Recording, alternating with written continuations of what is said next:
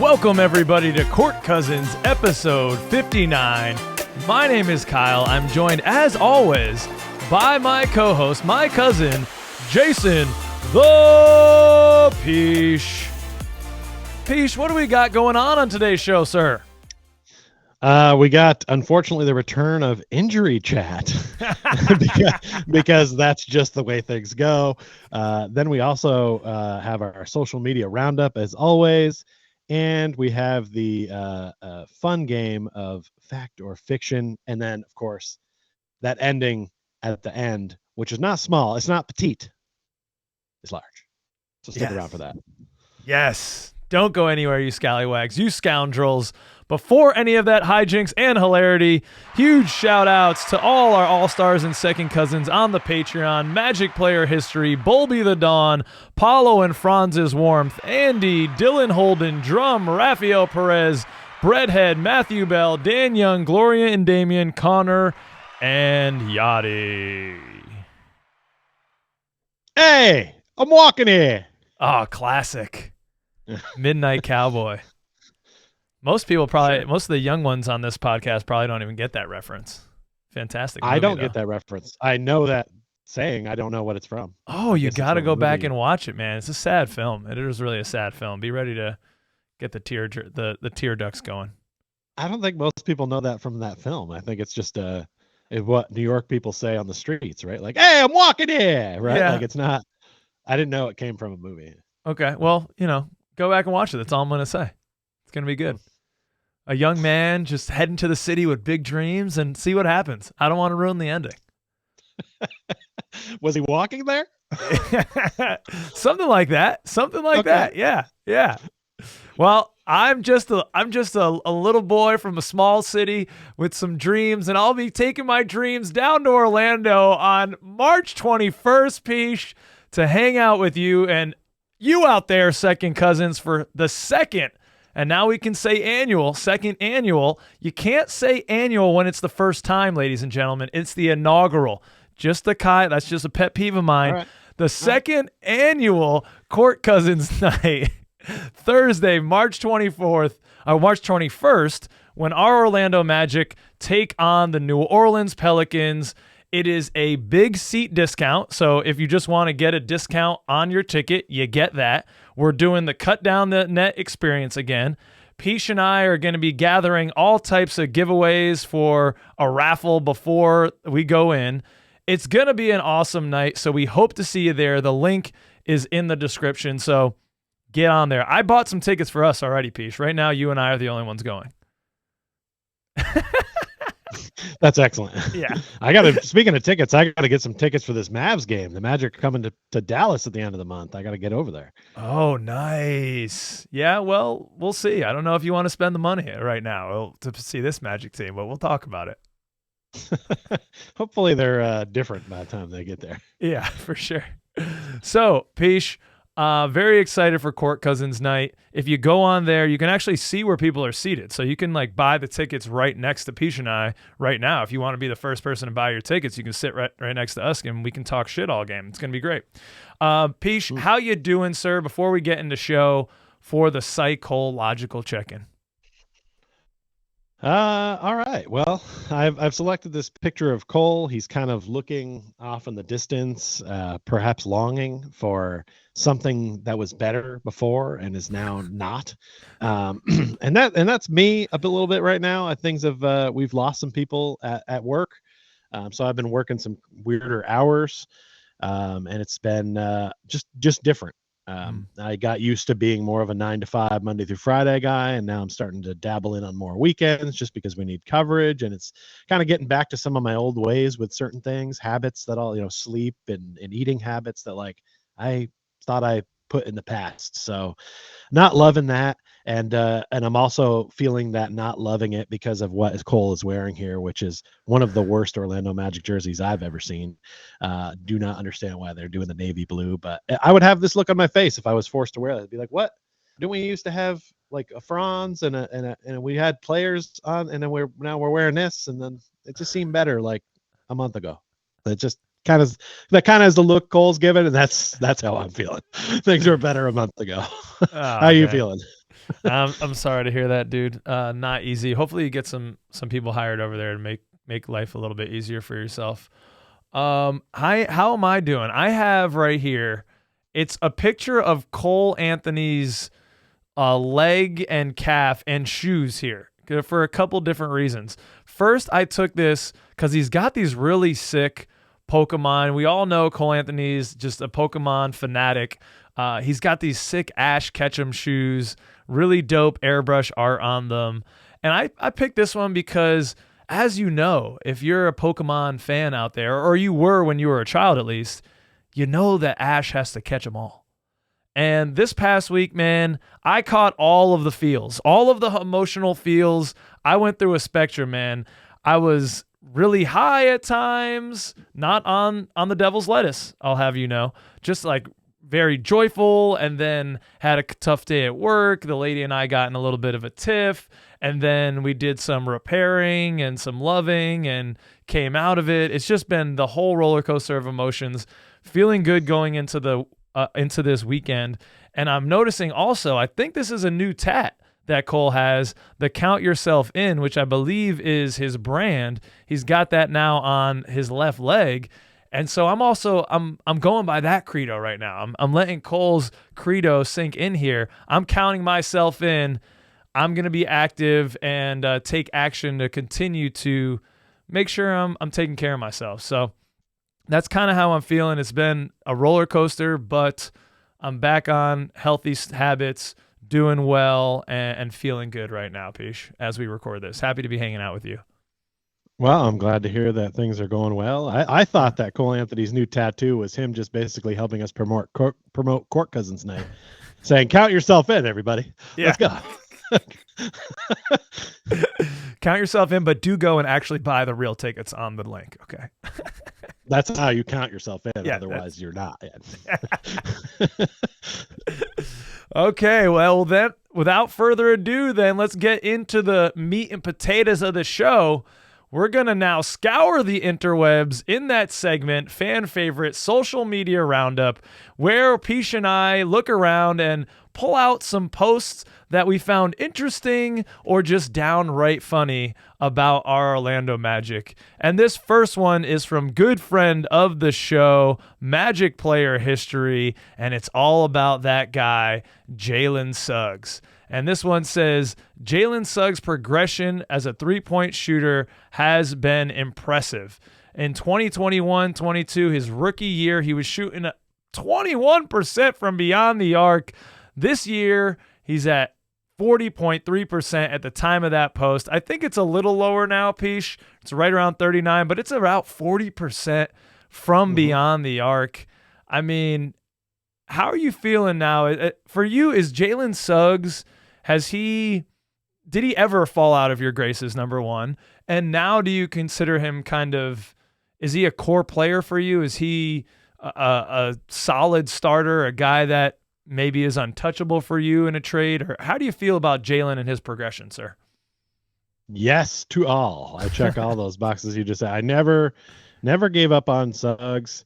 You know, a lot of guys have trouble. We've talked about it before. New guys coming into the league, you have to adjust to that NBA three-pointer. Let's forget that he didn't get to play a full season there. So he kind of was still readjusting last year, but still showed a marked improvement. And then this year, it's more of the same. This is why you don't give up on players early. If you drafted a guy and you feel like you believe in him, you got to give him at least that first rookie contract to show you who he is and what he can do. Also, depending on how much time they spend on the court. And for the amount of time he's been on the court, I'm pleased with his progression and where he's gone at. And we'll talk about that staying together vibe a little bit later in the show with a future slide, because spoiler alert, I've seen stuff already. But yeah, Suggs is just rising to the occasion as far as being an untouchable. Yeah, I think right now he kind of has to be, right? Like, I mean, he's a healthy guy that's playing and playing well. So do I want Chuma Okeke in the starting lineup or some of these other guys out there? Not as much as I want Jalen Suggs. So, like, I couldn't see any trade scenario where I'd be comfortable losing Jalen Suggs. Although I'm sure one exists, it wouldn't be one that would actually be done, like one that makes sense. So I'm assuming you're checking yes to most of those boxes too, and that's why you ask. Or yeah. No, I'm yes all the way. I'm yes all the way. he didn't get a fair shake, as you said, when he started. He's been injured.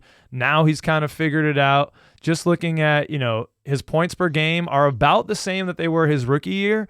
But, ladies and gentlemen, he's doing it in less actual minutes played, and his efficiency, his effective field goal percentage has jumped by 16 points. He's now at an effective field goal percentage of 56%, which includes your free field goal percentage and your three-point shooting. And again, his three-point shooting now is at 39%, 40%.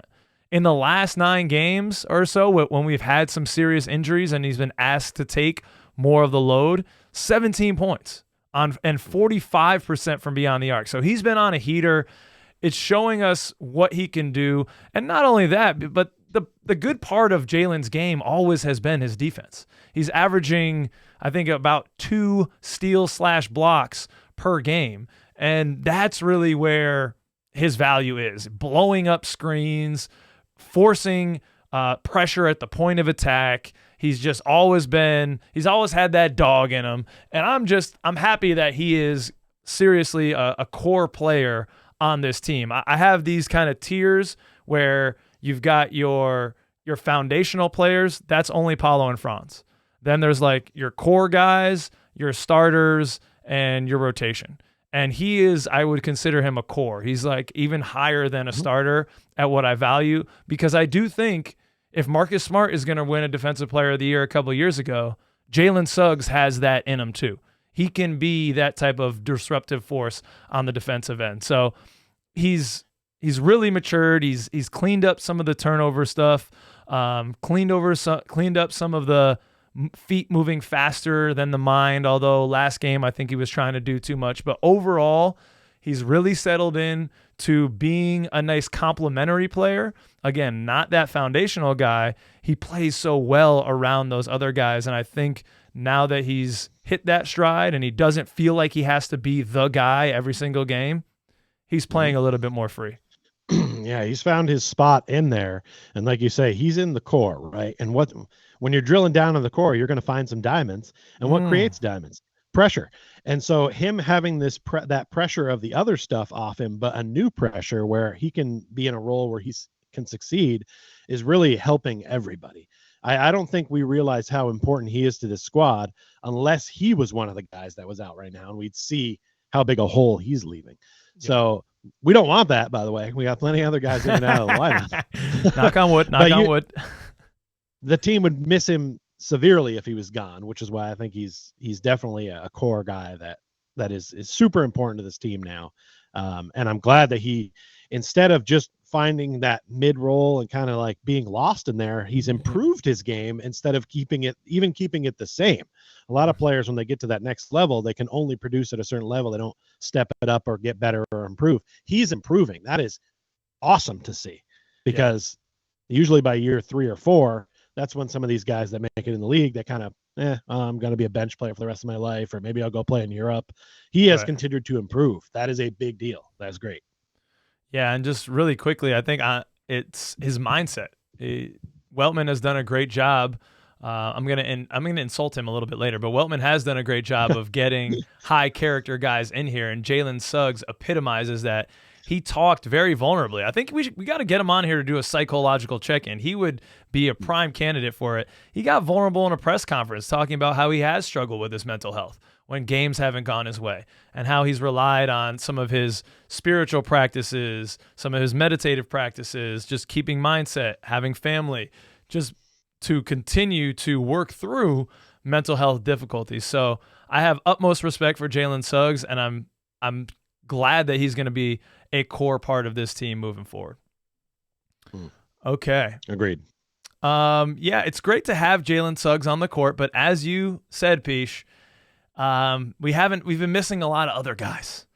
And this post from Salty Magic 91 taking a screenshot of the rant from Toronto Raptors coach, whose last name I'm not going to try to pronounce, and I haven't heard it pronounced, his rant against the referees. Orlando Magic fans reading the injury report each morning, and he is, for our listeners, in a ferocious tirade. If you have not seen it, definitely go on Rajakovic, Rakojevic. See, that's why I didn't try to pronounce it, Peach. But Yo, I saw this guy's rant. I mean, Yeah. yeah, let's talk about the Magic. let's talk part about of the it rant first. No, you want to talk about the Magic part or the rant first? Let's talk about the Magic part first. Okay, That's what people all right. come here for, right? All right. I guess. Yeah, it has gotten to be a little bit like it was before, right? Where we're kind of like, oh, what if, or if we're healthy and all that kind of stuff. Now we have actual facts to back up the fact that when we're healthy, we are one of the better teams Yeah. in the Eastern Conference. So it's a little more frustrating than it was before, where it was just kind of speculation and hope based. Now we actually have facts to back that up. So it's a lot more frustrating to see that, especially when, as usual, we don't really know what happens or like how guys are doing, and it seems like it's just like anyone could be on the injury report when you wake up every day. Like you don't know, like it's just With tendonitis. it just comes out of thin air, right? And and it's like, okay, and that's fine. People's health can change from day to day. You could trip going down your own stoop going out to go to the game. Yeah. But it's frustrating in particular for Magic fans because you started to see the success, and now it's like that's standing in the way. So Yeah, man. I mean, we have another post here. This is from, I think, Luke Sylvia of the Six Man Show, when Dante said on one of the pregame shows, well, eventually you got to start getting some guys back from injury. And Luke replies with this meme like, you sure about that? You sure? Yeah. And it kind of feels like, yeah, what's happening? I'm in this Twilight Zone episode again, where I talked about this on most recent recap. I haven't really been super stoked to watch some of these games recently.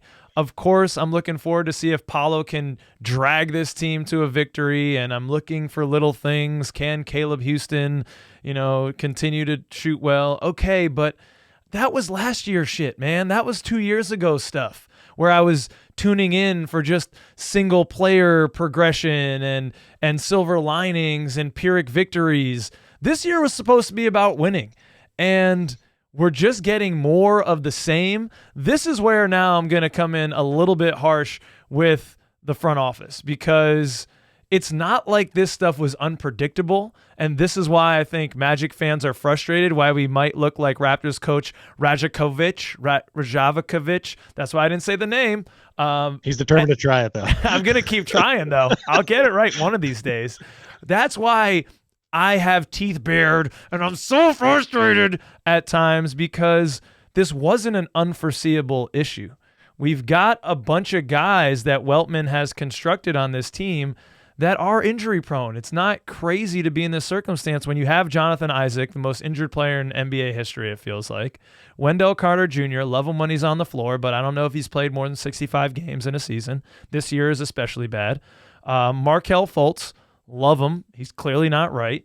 Gary Harris has played well when he's with us, but has been in and out of the lineup consistently. Our big offseason pickup was a guy that's around our age, Peach, and just came off of ACL. So it's, that's like, I think we have 8 guys. We're playing the Thunder tonight when we record this. They're 11 and a half point favorites. That's not like at the beginning of the year, we were talking about kind of us being with them.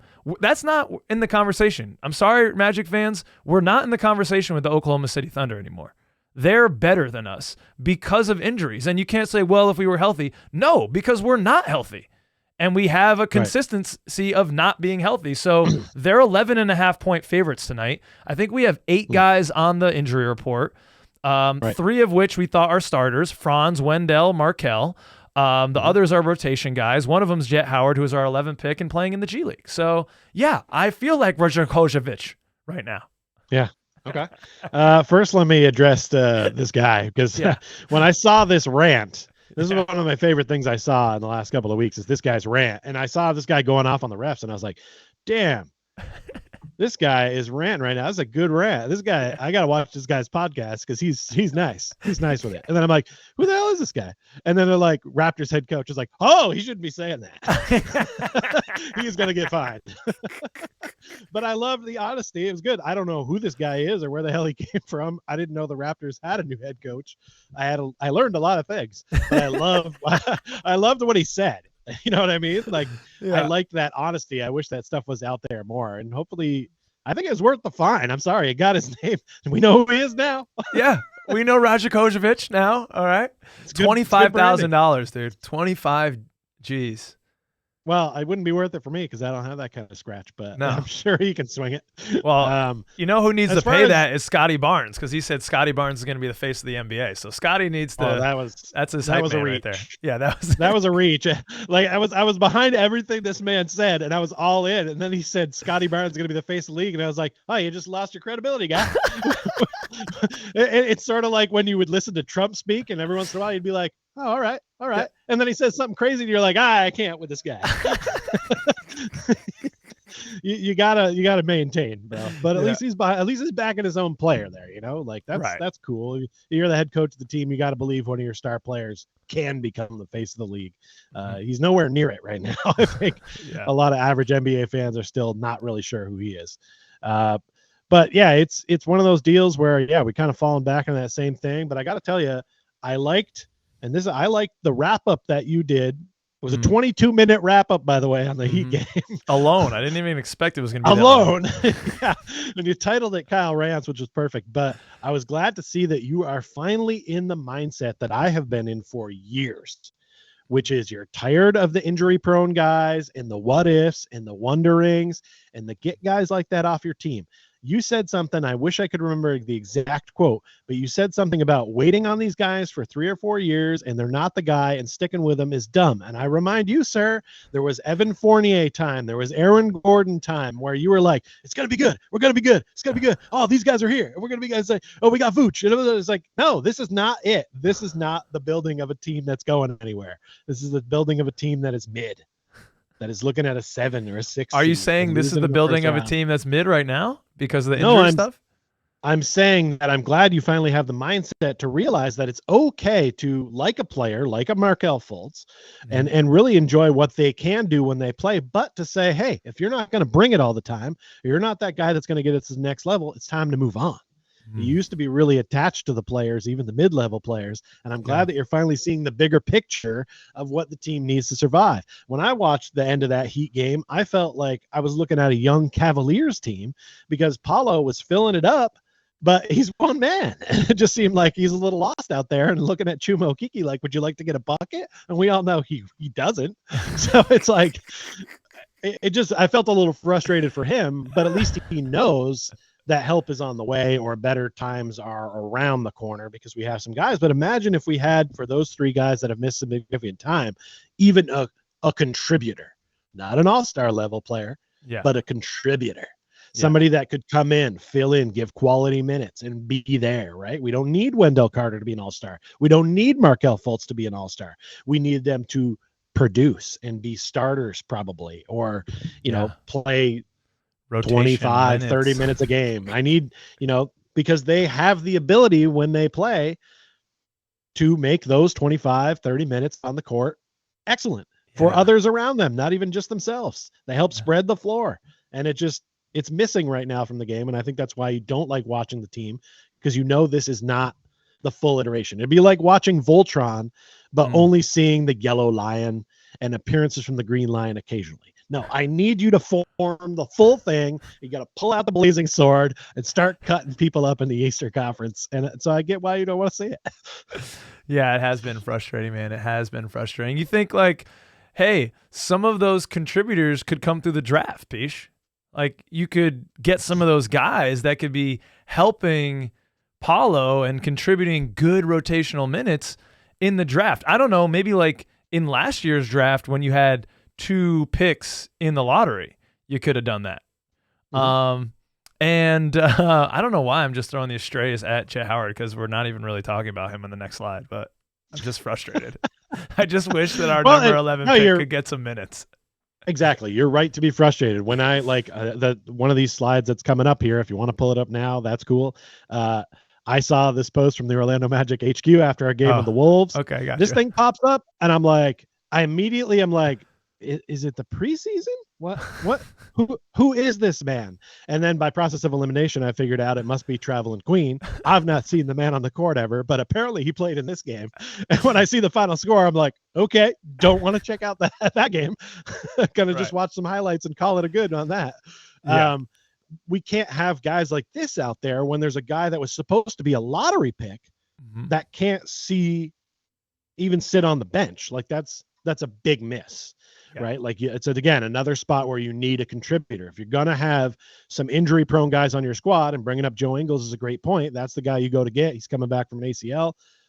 Shit, you didn't even get a durable guy there. Like, and then you go taking some swings in the draft, and it's like, hey, one of my favorite sayings is play stupid games, win stupid prizes. And in this case, they kind of decided, well, let's take a shot and see if we can make it across this rickety bridge before it collapses, even though we're pretty sure it looks like it's going to collapse.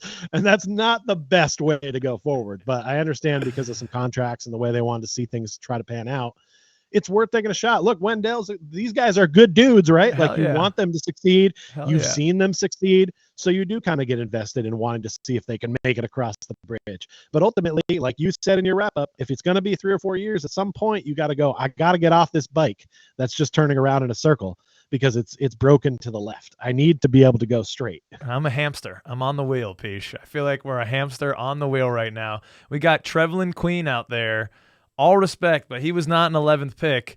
I have to go to Westchester, New York to see our number 11 pick play when they play the Westchester Knicks, and he's not even playing there now. Yeah, he dropped 30, but he kind of looked like a defensive turnstile, and the efficiency wasn't there. He dropped 30. He dropped 30. and it's a problem. Like it wasn't well, great. It was not great. But, yeah, and it's even more difficult when you see a guy like Jaime, who you thought is pronounced Jamie. Yep. Hey, Jaime, I don't blame you for that, but Jaime Jaquez Jr. picked in the 18th overall as doing those things, those contributor minutes. And okay, maybe your argument out there is, well, Kyle, like we're in a much different place than the Heat. You are correct, right? We're maybe not thinking we're trying to contend for a championship. And when you got Jimmy Butler and Bam Adebayo at their point in their career, that's what you're doing. So you're willing to take 3 and 4 year college guys, and maybe Jaime's ceiling isn't as high as some of the early lottery picks, the first and second year guys.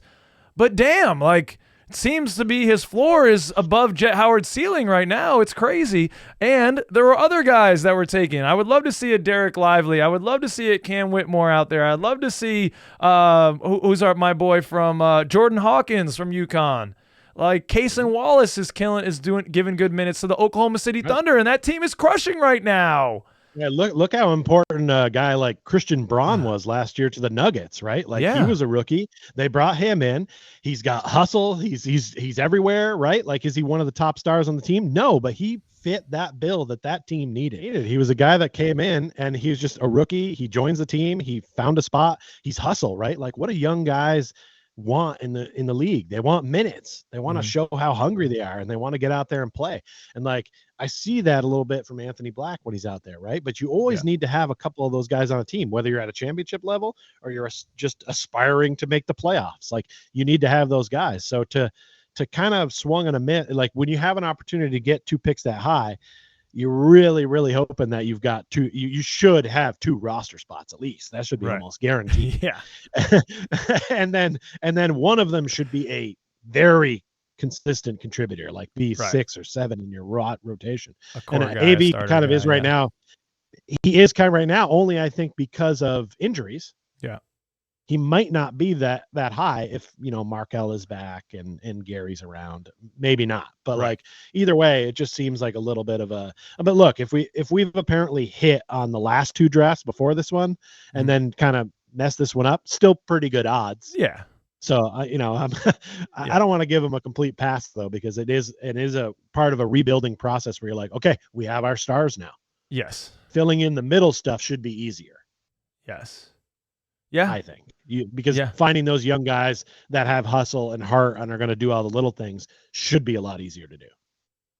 That's a good perspective. And we didn't even have on our bingo card today, Jet Howard angry rant. This was not even planned, ladies and gentlemen. This was just a spontaneous, why isn't Jet Howard playing Chuma Okeke starting? and there's Trevelyan Queen thumbnails going around the internet. That's just, I mean, it just evolves like a Pokemon, like naturally. You can say that it wasn't on the chart, but Yeah. look, there's always a big runway sitting over there, and it's all lit up, and at any point a plane can land. So I knew it was going to be coming in. I just knew it, because when you're looking around on your team because there's injuries, and you're looking around for why guys like Trevelyan Queen are playing, is it because Trevelyan Queen is that much better? I hope so. No, I'm not trying to knock the young man. I'm not familiar with his game. Maybe he's that much better than Jet. But that's sad that it is. Troubling, right? Yeah. Yeah. I don't think Trevelyan Queen's dad was an NBA player. I don't think he went to Michigan. I'm not sure where he even went. Yeah. So, I mean, like, what's the story? Yeah, I was trying to segue. The whole point of this Jet Howard rant was I was trying to segue in and talking what the NBA is doing with the lottery, because that's what we did. Okay. And I was in attendance last year when we took Anthony Black and Jet Howard. Peace, you and I were in attendance when we drafted Paolo Banchero and Caleb Houstan. And this is new news from the NBA. They have, and it's posted by Old Dude, who's like one of my favorite follows right now on Twitter. Hilarious.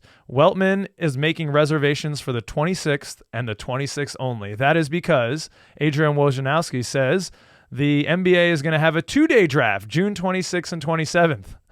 And Weltman will only be there the 26th. I don't know, Peach. If we would have had that year when Paolo Banchero and Caleb were drafted, Caleb was like the first or second pick in the second round.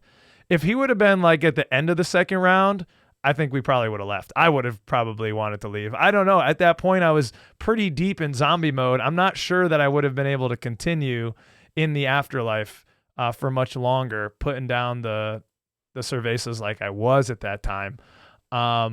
So yeah, I don't know. I don't, who's going to like run out and go to view the NBA second round draft? Is anyone going to attend that besides the players and their families? I don't get it. Who's watching this? Well, a lot of second rounders don't go to the draft either. Right. So, because they're not sure if they're going to get drafted. So right. I got to tell you, nobody.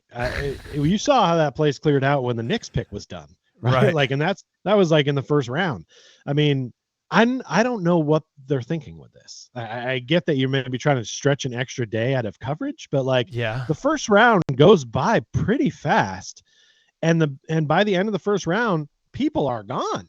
There's no one in there anymore. Like, if you want people to care about this, you need to bookend it on the end of the number one. Because if I'm sitting at home watching the draft, I'm more likely to just continue watching the second round if I've watched the first round than to tune in on a second day to watch a bunch of guys who are probably going to end up in the G League. Right? Like, or there has to be some more success from second rounders. Like in the NFL, a multi-draft coverage works because guys from the third, fourth, fifth round, they're going to start. They're going to get playing time. You're going to see those guys. You're going to know who they are. Second round picks in the NBA, a lot of times you don't know who they are. They're wearing warm-ups. They're shaking towels. They're yelling and one. I mean, that's what they're doing. Like, I don't need to go tune in just to see that. So I think this would be a big mistake from the NBA unless they find a way to somehow make those second round picks more valuable. I don't know if maybe they need to promote the G League better so that people would at least want to see G League players drafted. I'm not sure what the mindset is here. If they're going to expand the NBA roster, maybe that helps, right? Like if you know the second round picks are going to end up on the roster, all right, I'll go check out and see who the next and one guy is going to be. But they need to think about this before they just expand for the sake of expansion's sake. You're making me think about if there's more teams. Right, they're going to be adding a couple more teams, it sounds like, in the next couple of years. Maybe this is the first step. Then do second rounders become more relevant because there's more roster spots, more starting spots, more rotational spots, and then the second round becomes more relevant? Because you're absolutely right. If I'm watching, and I don't think I'm going to the draft this year, hopefully not. That was the plan at least. But as we're sliding down the standings, we'll see. We'll talk about that in a little bit. Shush. I know. And Welt God is going to give me some reassurance in just a moment. But your point is great. If I'm watching at home on TV, you've already got all the first rounders there. You can be doing interviews with them while the second round is going on in between things. I'm interested to see some of these first round player interviews. Maybe I'll keep it on in the background as I'm doing things. But yeah, am I tuning in for a second round on a different day? Don't think so. Am I going in person? Hell no. I'm not a masochist like that. It's not happening.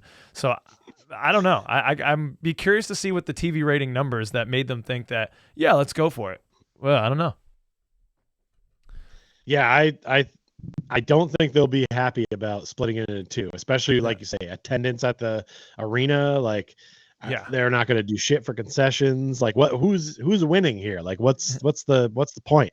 The only reason he should prepare a backup date is if there's like some sort of weather issue that they have to move it for or something. I guess it just so. Doesn't really make a lot of sense to me.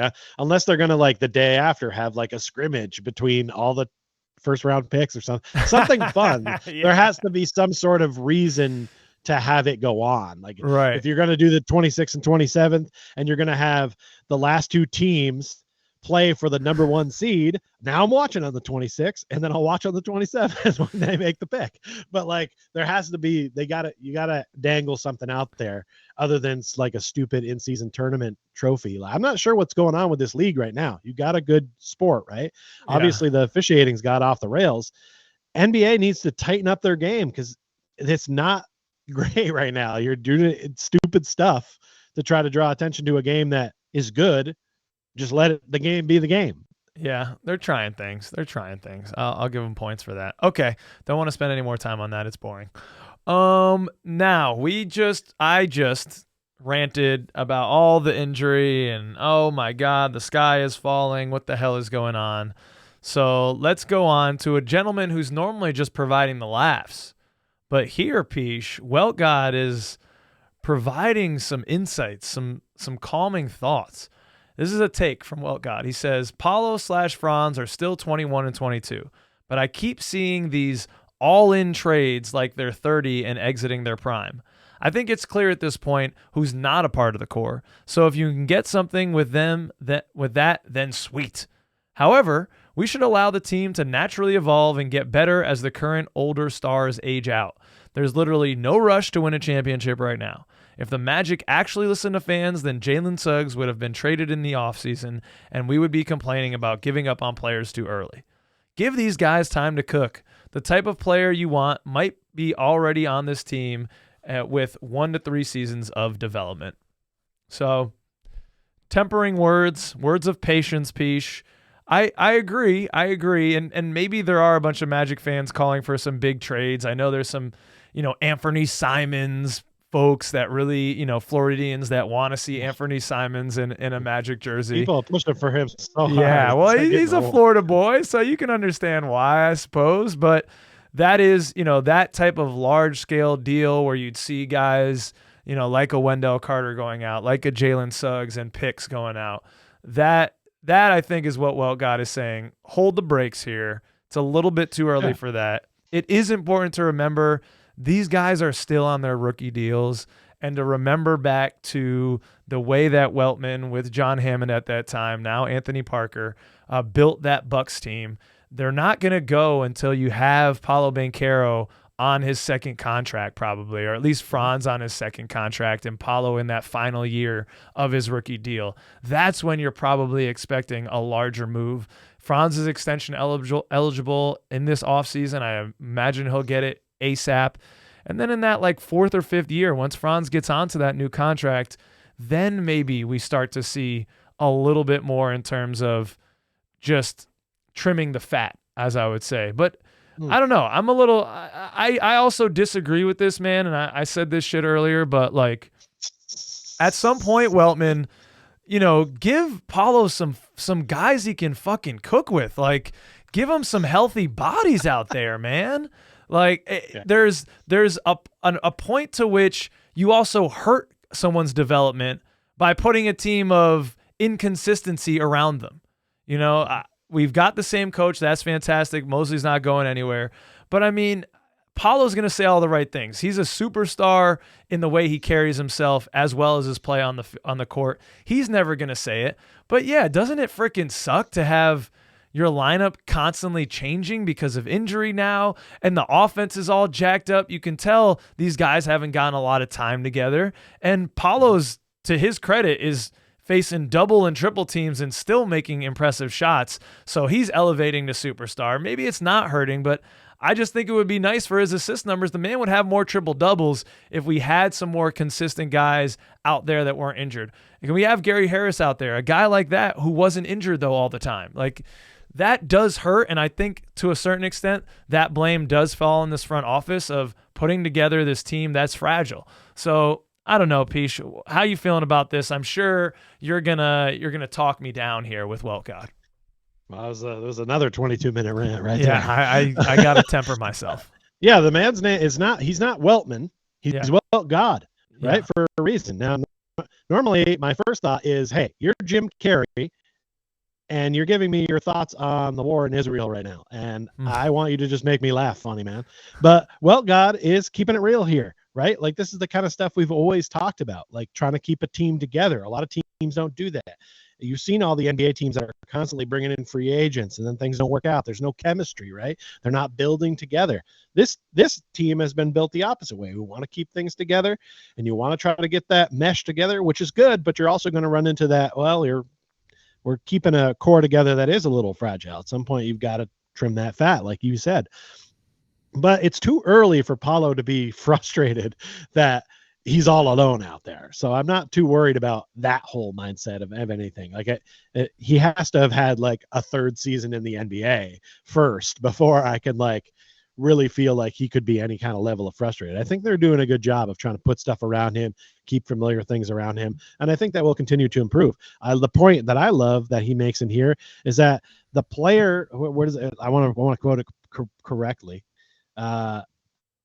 There's however, we could allow the team that's not, no. Sorry. Oh, the player that you want might already be on the team. That's may that last already line. be on the team. It's the last line. Yeah. So that guy could already be on the team. We talked about it to lead this off. I'm going to throw the points right back at you with Jalen Suggs and how much he improved. And there's no reason Anthony Black can't be that next Jalen Suggs. This is still a very young man. You can tell he's got a lot of talent in his bag, and he's very good at defense, right? Like, he kind of already can do some things. And as long as he continues to improve, he could very well be that core guy in 3 seasons down the road. And then we still have time to move some of those fragile pieces out, bring other players in. He's right. We're not trying to contend for a championship maybe this year, maybe next year, but he's making it seem like it's a little further out than I think, because the East is kind of weak in my opinion. And I feel like it's there for the taking maybe next year, depending on what pieces come around and how much people develop. If Anthony Black has a great offseason and comes in fresh and is willing to could be our starting point guard, that probably helps things. You know, there's a lot of ifs, ands, and buts. But I think on the average, we should still be very, very optimistic about what this team can do, where we're going to be. Is it a little frustrating for Paulo on games like yesterday? Yep, sure is. But that's going to happen during the course of an NBA season. It's all part of it. And it's still his second NBA season, by the way. And look how good he is already. And look how good Suggs has gotten. So we've already gotten some guys that have improved. No reason to think that doesn't continue at this point. The only problem we have is what we've talked about a bunch already, is those fragile guys that are not contributing, taking up roster spots, taking up dollar spots. That's not going to float as we go forward, because we're going to need to pay guys that actually produce and play. Yeah, you said there's a lot, if, ands, or buts, and I love buts. And I do enjoy, I can't lie about that. And I do like ands.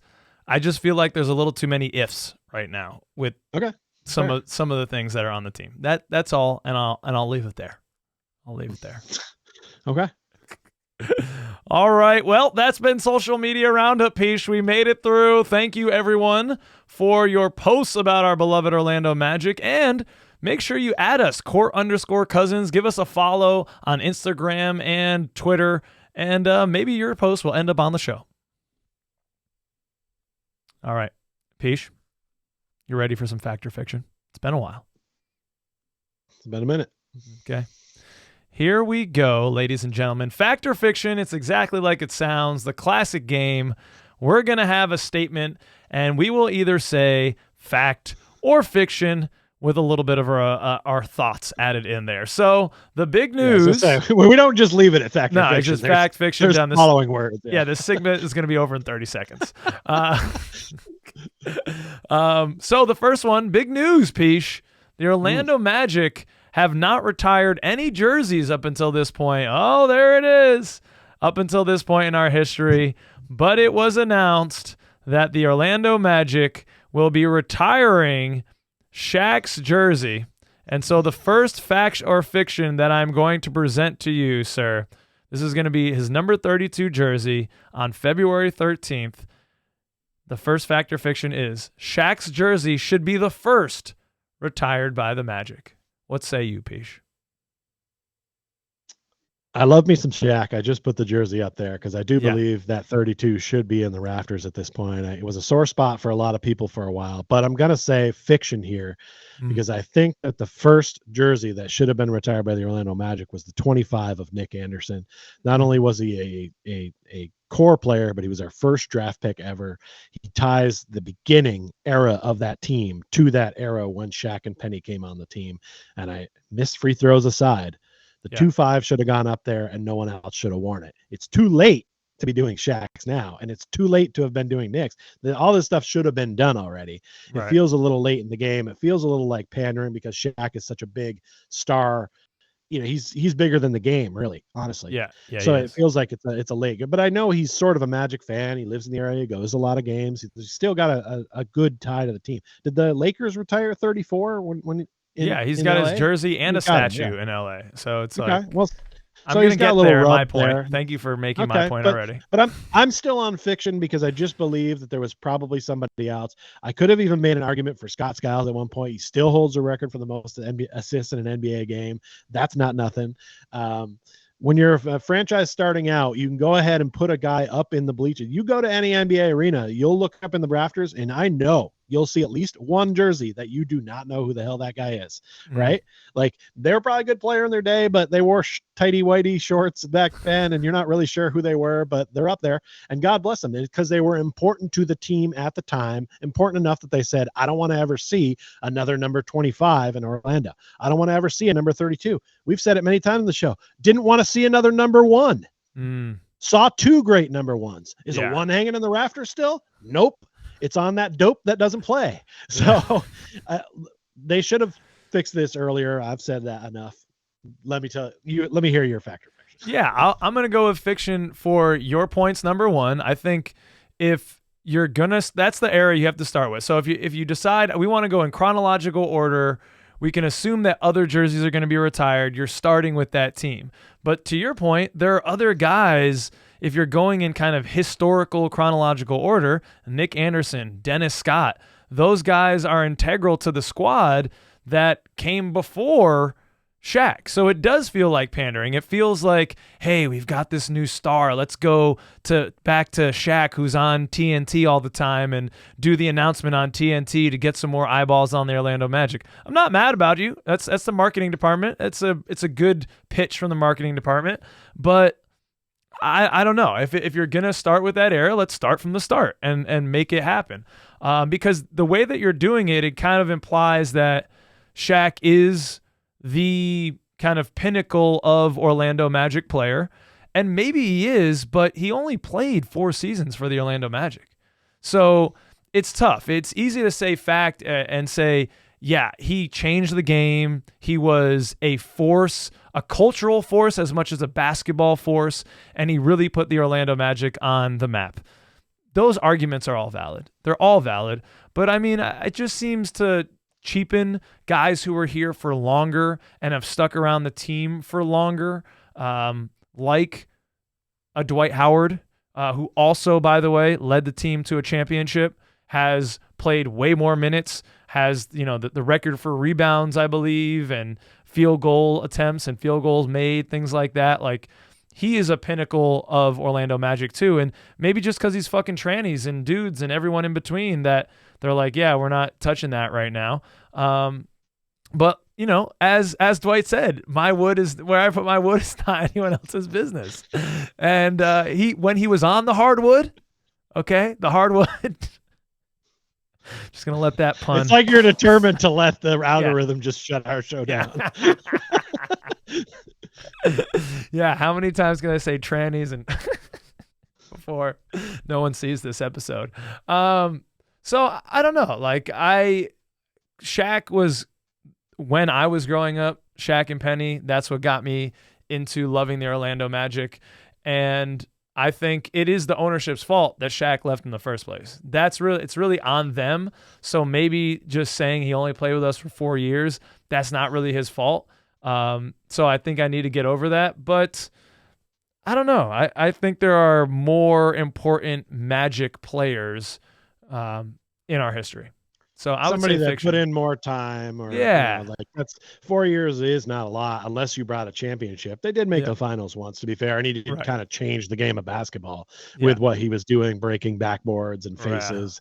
But it's still, it's weird. It's just weird reach for him to be the first one.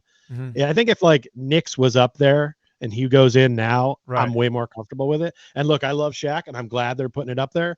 I just feel like someone was more deserving. Right, and the point that you made too is that his jersey's retired elsewhere. Like he has a statue in front of this, what was the Staples Center? I don't know if it's still called that. He has a statue for another team. He brought championships to another team, so it just feels like that's the first guy that we're gonna do. I mean, he could have been. The other way to do this is have a ceremony with 4 or 5 guys and do them all together and kind of make it all right at the same time, and have a coming back of all these legends, and then do it together. Or Shaq could have been the quickly number 2 or number 3 guy to go up. You didn't need to wait a lot of time, but like do Nick, and then do a month later Shaq, and then let's make it right in quick succession, instead of making the first guy a guy that was better with the Lakers. Like he did more with the Lakers than he did with the Magic. And it just feels like we're leaving our guys in the lurch. Yeah, that's what makes it a little weird. And I think you made a good but odd case for Dwight Howard, because he definitely, now if you're going to put Shaq up after those 4 years, you've got to put up Dwight. Right. Because he did it for longer and at a higher level, and did the same thing, led him to the finals, but won a game in the finals. So like he's got to go up there. And I'm guessing that they may have wanted to put up Dwight, but if they ever wanted to put up Shaq, they had to put him up first, because, Shaq and Dwight still have some sort of bitter rivalry that goes deep. Yeah. So it'll be weird if Dwight's the next one and they're hanging right next to each other. Hopefully they put somebody in there as a spacer. Yeah. T-Mac, I'm looking at you. Yeah. Yeah. How are they going to do the one? Are they going to have both Penny and Tracy up there? If they do one, which they should, they have to put them both. Right. There are some teams in the league that have put up the number for 2 guys. Okay. So I think if you're going to do one of them, you got to do them both. Sounds good. Okay. So this next one is prompted by Johnny G, JG at Johnny Magic 23. And I like Johnny's posts. He's always asking good questions. Sometimes people give him shit, but he always has interesting, thought-provoking things to say on Twitter. And he says, and just like that, the Orlando is currently in 8th place, only 4 games up to a surging Chicago Bulls. I hear a lot of people saying that Orlando isn't and shouldn't be active at this year's deadline, citing we only need to get healthy, but realizing that that's an oxymoron. I don't expect anything too significant, but however, I know a few players that fit and realistically obtainable that haven't missed a game this season. So this is not a trade deadline factor fiction, Peesh. Yeah. This factor fiction, although we can go there a little bit if we'd like, is, here we go, the Orlando Magic will make the playoffs. And when I say make the playoffs, we're talking the final 8. We're not talking play-in nonsense. We're talking playoffs. And just also top 6, because 7 and 8 play in the play-in. No, but I'm saying after the play-in, there's 8 teams, and then the playoffs continue. So you're suggesting that they can be in the play-in, but they have to survive it. Okay, why are you poking holes in all this shit? All right, because I need to say fact or fiction to something, and I need to know what the parameters are. I'm not poking a hole in anything. No, that's fair. That's fair. Let's say, yeah, sure, they can be in the final 6 then. Final 6. He says no. Okay, I'm sticking the same. I'm saying that they will be in the playoffs. So fact. Okay, it's a fact. They're going to be there. This is a little hiccup down. Mm-hmm. Well, some other teams appear to be getting it together. I don't fear that. I fear their chances when our team is a little more healthy. So I think as the season progresses and some guys start to come back, as suggested by Dante, right? Like it's got to happen at some point, right? Well, it hasn't for the past 2 years. Will it though? So will it? But if it does, then I think we're in the playoffs. And if you're going to give me the option of I think we're easily in the top 6. So I'm not worried about the play-in thing. Okay. I'm gonna say fiction here. If we're saying top 6, it's definitely fiction. If you want to say top 8, maybe you could talk me into fact. But look, man, the Knicks just got OG Anunoby from the Raptors, and that fits. Ooh. Okay, all right, you can shut it right now.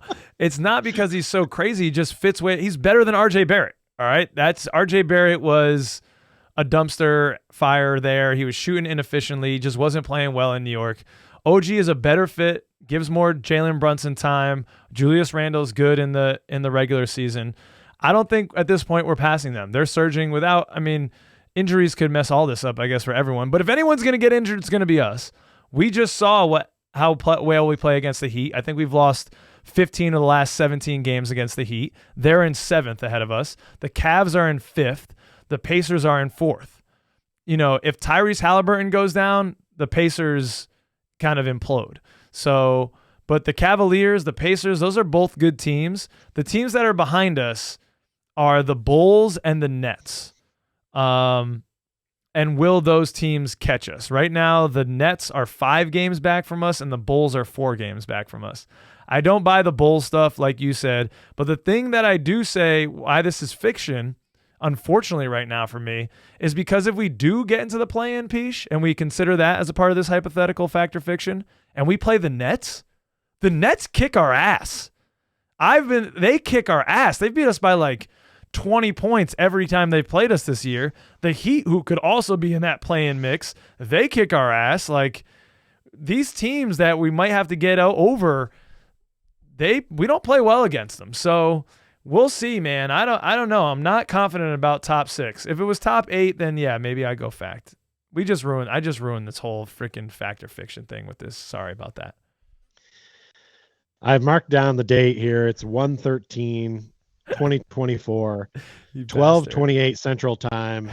This is the day the innocents died from the red lettuce over there. I cannot believe that he's hopped off the hope bandwagon for our team and said we're not going to make the playoffs based on what some other teams do.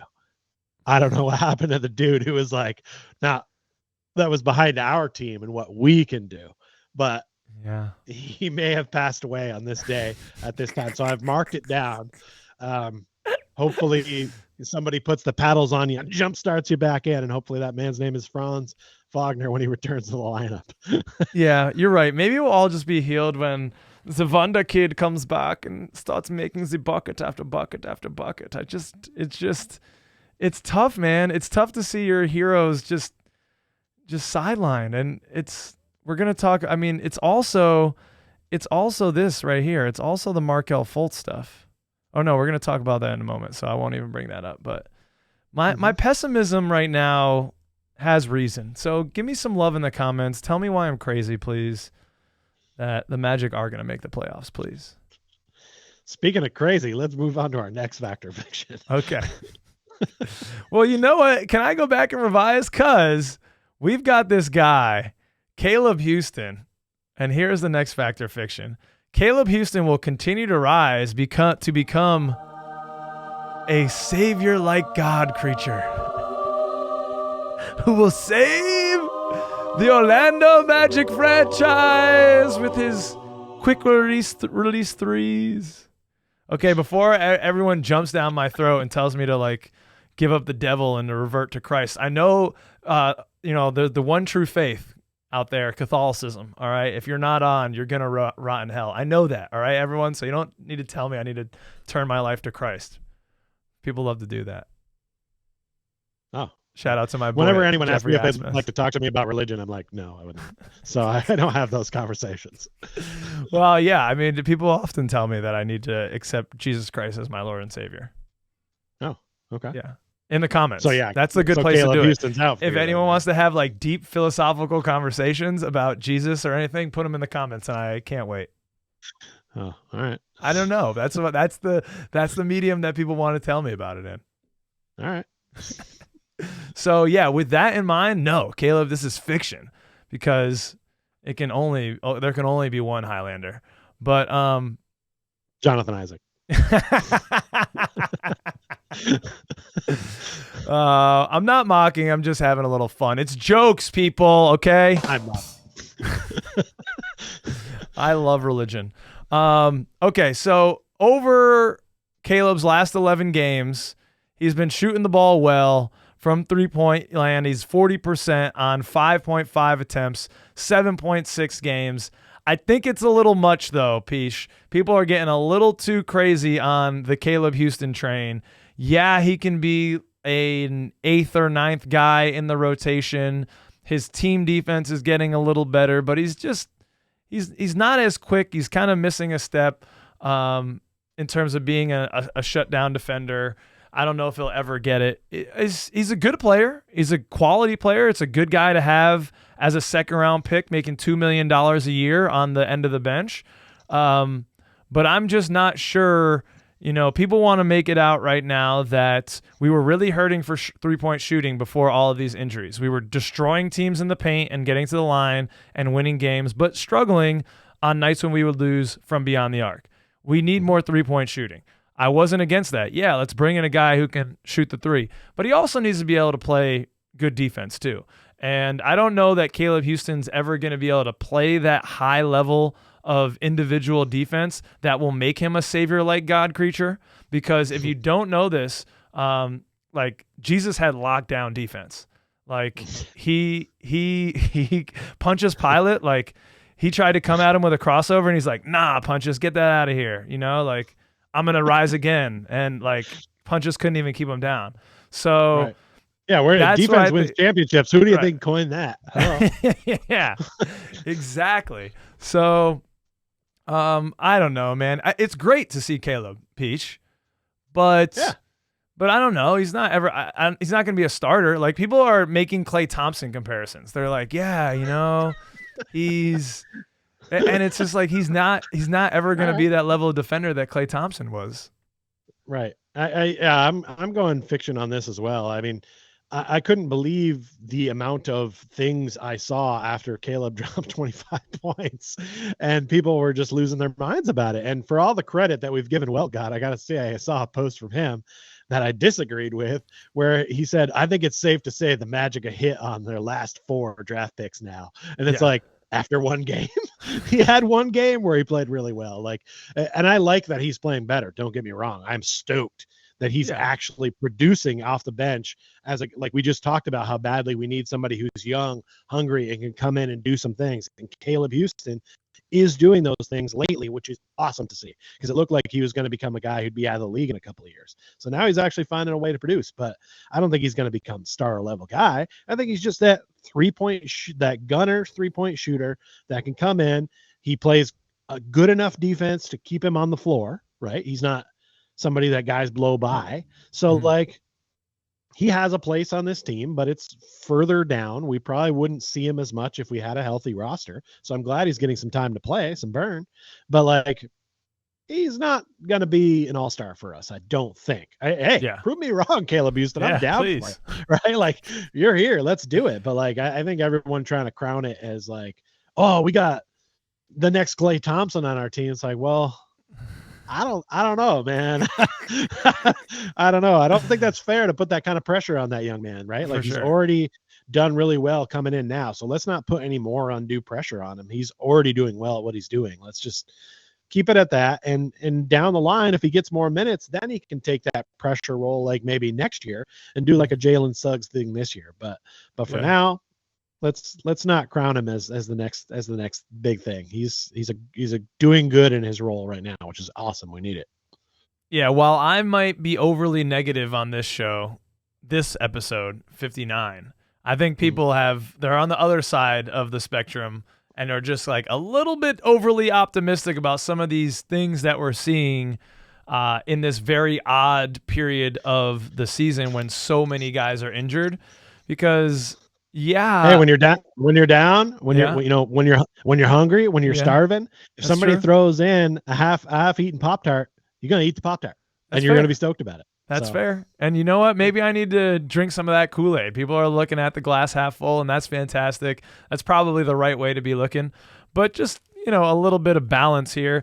I think, to God's defense, if you get a guy in the second round, you're paying him a couple mil, and he's going to come in and give you 3-point shooting and stretch the floor, maybe that is a hit. Maybe we have hit on those previous 2 drafts for what he is going to be. But people that want to make it out that he's going to be a starter, I just don't quite see it, and that's why his rise to godlike creature is probably going to shop just a little short, maybe like demigod. Yeah, maybe I should have not worded it in such an outrageous way, and then he would have had a chance at becoming a fact. But I wanted to have fun with it. No, fun was had by all. Fun was had by all. Okay, the last fact or fiction. This has to go along with. All right, so I'll just say it, and then I'll bring up some points here. Last fact or fiction. We've been injured, Peach. So this one is Fultz, Isaac, and WCJ combined for 70 more games played for the rest of the season. And you did the maths on this, Peach. So what are the maths on this one?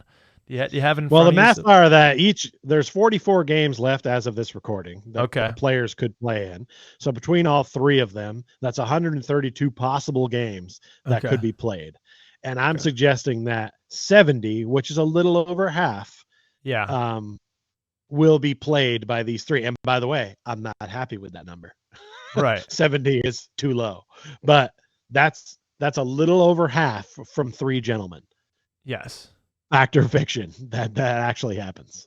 Okay, so the pessimism continues from the Red Lettuce, and I'm going to go ahead and say fiction for a couple reasons.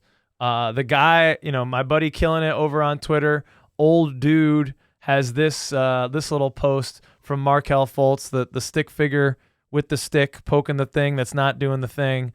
He's saying, "Come on, buddy," and he's poking a Markelle Fultz. Come on, do the thing, And we all have 2. Well, let me not be biased. Okay, I don't want to be biased. You don't discriminate against people with 3 eyes or 1 eye. All right. God, Karen, just get back there.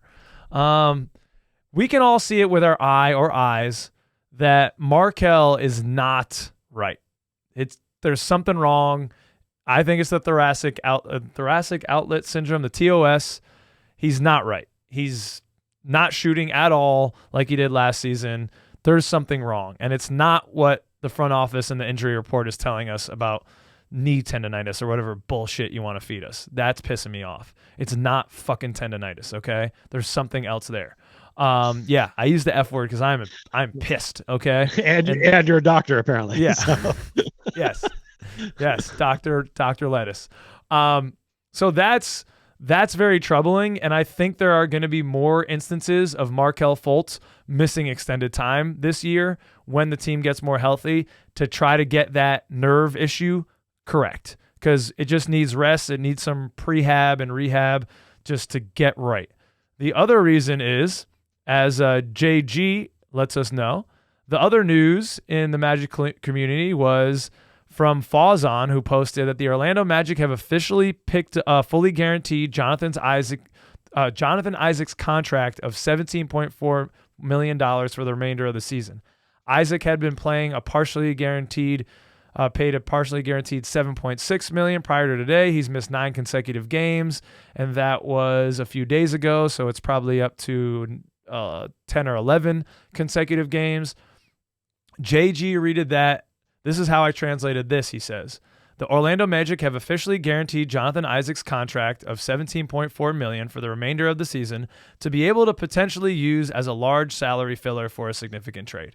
So it does go against my inclination that a significant trade will be made this year, but maybe it's just to take a guy back who has 1 year left on their contract, and it's not really a significant trade, but you just need it to get the money to line up in a deal. So if that, I'm considering that the potential that JI might not even be on this team, those are the two reasons I'm really saying that this is fiction piece, because I think WCJ will get back and get right. But sadly, Isaac, I just can't believe in. And Fultz, I'm extremely worried. So what say you on this one? Are you going fact or fiction on those three gentlemen combining for 70 more games played? Yeah, I got to say fiction on this as well. It seems unheard of to think about, without a known serious injury on any of the three gentlemen. Right. Nagging's all right, but if you got a broken foot, I wouldn't include you in this. Yeah. But when you're a mystery every game, then I include you. But I got to say fiction. I think you're right. I think Wendell will be back and play significant time. I could never bet on Jonathan Isaac again. I told you that years ago on this podcast at this point, and I'm standing by what I say. Yeah. And at this point, I'm kind of on the fence with Fultz. On the fence enough that even if he played half the games, it's still not enough. So, yeah, I think something's up there. I'm not going to get medical with you. I'm not really 100% sure what's going on with him, but you're right. Something's up, and it ain't working. But maybe somehow working him out will be part of our process. I'm going to stun you right now and say something positive. Okay. If we have the room in the cap, and this is here, at one point it hurt my soul to think we would pay Jonathan Isaac this much money to not play basketball or play basketball occasionally. Yeah. Just once in a while. But I will say this. I think giving him that, knowing that it's a trade possibility, but also, look, this man's been through a lot. I get that he wants to play basketball. He's rehabbed a lot. He's earned at least that, right? He's worked. He's tried. It's not working. That's probably not his fault medically. He just can't do it. He can't. It's whatever. And if you have the cap space and it's not going to hurt the team, I'm totally fine with him getting it. I don't know if it's worth $17.4 million, but I'm sure he is pissed that he can't play. And so at least if he has this, he can go start his own company and do his own thing down the road. And I wish him well. And your point about the trade for a big trade piece to like take some salary cap off somebody else does making it a little bit intriguing for us. But either way, as long as that's off the books at the end of the season, hey, let's go. You go that way, I'll go this way. I wish you well. Yeah. Yeah. It is interesting for me to think like kind of in the formation of this team moving forward, because you do want to hold on to guys like, are we going to re-sign these continually injured players? And what does that contract even look like? Like, do you sign a Jonathan Isaac for what a 10th man, like for Caleb Houstan money? Will he accept like $3 million a year? Because like, bro, you haven't played. And then if it ever like pans out and in like a year or two, when we're really competing, you've got Markelle Fultz making $4 million a year. And that's not realistic. Never mind. As I'm saying the words out of my mouth, it just seems stupid. Okay, because sometimes you got to talk out ideas, right? Like the. But yeah, let's just. I don't cling to the hope of trying to keep these guys on the team because you'd like to see Markelle lift the trophy someday in an Orlando Magic jersey. Yeah. If it's not going to help the team, then it kind of hurts the team at some point. Right. No, you're absolutely right. So that's been Fact or Fiction, ladies and gentlemen. Let us know. Do you see? How did you come down on any of these fact or fictions? Let us know in the comments. All right. We're about to go into large ending, but before we do, again, want to shout out all of the supporters over on the Patreon. Magic Player History, Bolby the Dawn, Franz and Paulo's Warmth, Andy, Dylan Holden, Drum, Wrath, Breadhead, Matthew Bell, Dan Young, Gloria and Damien, Connor, and Yachty. And thank you very much, all of you. It just helps to defray all of the costs that go into doing this, to host online, the audio, the video, all that stuff, to stream it. There are costs associated with it, so it really helps to make this continue to be feasible. So thank you. And don't forget, March 21st, the link is in the description of this video.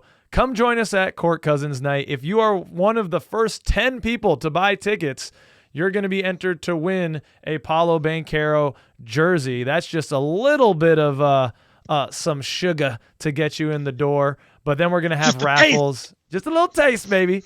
We're going to have raffles day of. I think everyone last year walked away with something, Peach. So it's going to be a great time. We hope to see you there, Second Cousins. Oh, that was my belly making an appearance on the show. Sorry about that. Yeah, I want pizza now. Okay, so here we go. Large ending, Peach. Hit that button. Where is it today? It's in the O. Yes. Okay, so Peach, we got it. This is heavy on the NFL, which makes sense. Playoffs are starting. Bill Belichick was just fired, and I'm going to say he was fired. They might have had a nice conversation, but they didn't want him anymore. Would you want him on your team? I mean, he's a great all-time coach. I think he gets a lot out of his players. I think any franchise he would land on would be dumb to not want to give him a shot. He's got the track record. I don't want to give him a shot, and a lot of people have been trying to connect him to Dallas and the Cowboys. I'm wondering. You mean the number 2 seed in the NFC? They shouldn't be looking to replace their coach. Well, I mean, people don't like Mike McCarthy, man. He's had some serious fuck-ups. It's like the team is winning in spite of him at times. How are people in Dallas? Do you hear any chatter about Bill Belichick going to Dallas as you're like listening to sports radio, coming or going from work now? I have only seen that from a few social media posts. It's not talked about here. That is not the conversation. Okay, that's good. They don't talk about that until this current season is over. Right now, the Cowboys are still winning the Super Bowl. Hell yeah. Hell yeah. Is what they say. Hell yeah. Is what they say. Yeah, well. You also put on where should he land. You know where he should land is probably like the set of CBS. Right. Before the games or like at home in his recliner. Right. Have a chill, Bill. Like he's unless 71, Bill's gonna dude. have what is with these guys? Like he's 71. Both these old fucks running for president. Like why do people continue to want to work into their? That's not what life is about, ladies and gentlemen. Maybe they get some high sense of purpose from it, or maybe he's just trying to get away from his wife. I don't know, but like, why do people? That was always 71? my theory for Brady, is that he wanted to get away from his wife, and that's why he kept playing. And then they got divorced, and I was right. Yeah, yeah.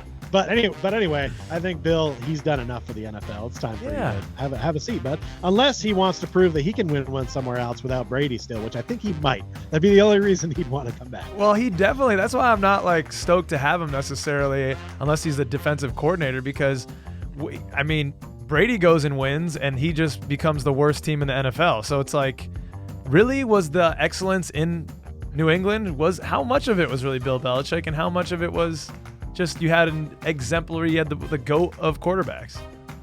It was Bill. Okay. Tom Brady, not the GOAT. Anyway, NFL playoffs do begin today as we record. Obviously, you've already made it pretty clear you like the Cowboys. Yes. I like the Bills, right? Of course, we're going to be for our teams. And I'm kind of hoping the Bills and Dallas meet in the Super Bowl because we already beat you once this year, so let's do it again. Okay. But aside from those squads, who do you like? Give me a dark horse. Let's see. I don't even know who's in the playoffs. Let's say the other. Let's say. Where's Flacco playing right now? Isn't he playing with the Browns? The Cleveland Browns. Yes, let's go. They've got a good defense. Flacco, baby, coming back from the dead. I'm here for it. Let's go. Their defense is so good. They were winning some players you've never even heard of. My God, yeah. I would like to see the if it can't be our squads, I'd like to see the Cleveland Browns and the Detroit Lions in the Rust Bowl. Yeah. It would be amazing. Both franchises, their fans need it. They need it. Somebody would get it that way, right? It'd be Cubs, Red Sox all over again. Let's do it. Hell yeah. So, Peach, trying to get ready for this, I always do like a TMZ sports scroll, just to think of wacky things that are going on in the sports world. I came across an article of a sport you love to follow, soccer, football, as they say, where one gentleman gave a titty twister to another gentleman on the other team. They had been teammates in the past, so it was a playful titty twister. It wasn't a malicious twister. Okay. Yeah. There's a difference. And it got me to thinking, what are some of the things that we do in our youths, maybe throwing a titty twister out there, that when you come into manhood, you're just kind of like, what's going on, man? You got to stop that. Everyone has that one guy in the group that's like doing the thing that we did as a teenager a little too long. What's that thing? Is there a thing that you did as a child that you're like, I had to cut that out? Okay. Well, not necessarily me doing it, but other people doing it. It's time for this to stop. Yeah. I'm over it, right? Okay. Do not tap me on the shoulder while you're over on this side. Done with it. Enough. All right? That move's over. It's not No one's into it. It's done. It's played out. I'm done with it. By the way, titty twister, big difference there is it's either a titty twister if it's a playful, fun one. It's a purple nurple if it's done for harm. Oh. So you got to be careful which one you call it. Okay. Sorry. I think this was a twister then. Yeah, I think it this seemed was like a twister from what you're saying. Yeah. Yeah. But Wet Willie should be in the. I mean, that's one that you do when you're a kid that never shows up again as an adult, right? I don't see anyone doing that. But the hey, I'm over here. I got you. It's like, hey, stop that shit. All right, so you all know what to do to Jason at Court Cousins Night. Well, someone does that to me almost every week, honestly. Like, there's always some dude. It's usually a dad. It's somebody who's on their dad jokes, and I'm just like, yo, man, no, let's not do this. So, yeah, I wrote up Cheaters Prosper on here because I'm not talking about how the Cowboys beat the Lions, by the way, with that bullshit call. I'm here to talk about how Michigan somehow won the NCAA football championship in a season that they were caught cheating. Normally, what happened to the NCAA? It used to be that they would take stuff away from you for cheating. And now this year, they're just like, you keep going. Yeah. What are your thoughts on Michigan doing this? You think Franz is happy about this? You think the guys like winning in a season they cheated? They love it. I'm sure Fultz does not like it. I mean, Markel's probably catching all types of grief. It was Washington versus Michigan, right? So, I mean, and it's unfair to him because we have like 17 formerly Michigan players on the Orlando Magic. So it wasn't great. I mean, I guess I was happy for our Magic players, that played for Michigan. I guess that they're happy with that. I don't know. I don't give a shit, really, honestly. I think that the whole thing was overblown. Wasn't it just like them sending people to sit in the stands and watch the other games and look for signs and such? I don't understand why they even needed to do that. It doesn't make a lot of sense to me either. But suspending their coach for the regular season, but letting him come in for the postseason, and still be there, sort of seems like, well, was anyone punished here? Yeah. If they think either don't talk about it or bring it up and have it matter. Right. If they think it's an issue, it was gross negligence. But I never thought it was an issue at all. Something that's an interesting issue is the Heat delaying the contract to Spoelstra. I think he got a 10-year, $120 million deal till after his divorce filings were done. I mean, I don't even know if I have a question here for you. Yeah, I just wanted to let you know. No, I heard about it, and I got to say that for all the smack we talk about the Heat, you a real one for that. Yeah. And if that's part of Heat culture, then that's a part we're missing out on, and I'm for it. Yeah, that's all. Yeah, there's no question there. Hey, anytime you're watching NBC, I know you guys already know this, so I hate giving them another plug. But hey, guess what, everybody? The Olympics are coming to Paris this year. Whoop-de-doo. Are you excited at all for the Olympics coming this year? Which one? It must be the Summer Olympics, yeah? That's what I'm talking about right there, people. We don't care. Let it go, NBC. I know you paid a lot of money for these Olympics. This guy doesn't even know if it's winter or summer. So, like, what's the deal? We don't care that much about it. Stop trying to push it on everybody. We're not going to Paris to watch it. Oh, enough. I actually did. No, that was after the World Cup. I will watch the basketball piece. Sorry. Well, yeah, there are parts of it that you're going to watch, right? Yeah. But they're always trying to they'll show somebody running and be like, check it out. Future gold medalist. And it's like, I don't care about running. I'm not going to watch people run and then look at the time and be amazed by it. Like, it's not exciting to watch, bro. Like, don't try to sell me these things that are not at all interesting because you're trying to, So water polo won't be on your agenda? Water polo is pretty sick, though. Water polo is fun to play, bro. If you ever played it, I recommend. But a lot of those sports are kind of fun to do, right? But they're not fun to watch. Like golf. I like to go golf. I don't want to watch other people play it inside. That's sad. It's like watching somebody else have fun. Like what? It's like sitting inside and watching kids play on a playground. I get that there's some joy, but wouldn't you rather just be out there playing, having fun? I might just have to play more basketball because I haven't had a lot of joy watching these Magic lately. But I'm gonna try to make the glass half full. You know what? I appreciate all you second cousins out there coming with some positivity in your posts for Social Media Roundup. Peesh, you helped me to reground and just to see things from a different perspective. It's a long-term view here, and and I need to calm things down. I hope that things turn around for you. I hope we get some people hired there at work, Peach, because I'm excited to come visit you in a month. We're going to get into some hijinks down there, maybe record some things, and we'll do a little. Yes, I still haven't vlog. been to a sports card shop. Oh. And I've only avoided them because I told you I wouldn't. And it's been very hard, but I have not been to one. So there's plenty of Orlando Magic cards in the Dallas area that have not been got by me yet. Oh, we're going to break Peach's card cherry in Dallas, so stay tuned for that. Maybe you'll hear about that. That will be episode 61, maybe. But I guess we'll see you in a couple weeks, ladies and gentlemen. Second cousins. It's always great to touch base. Until next time, peace out. Thanks for coming.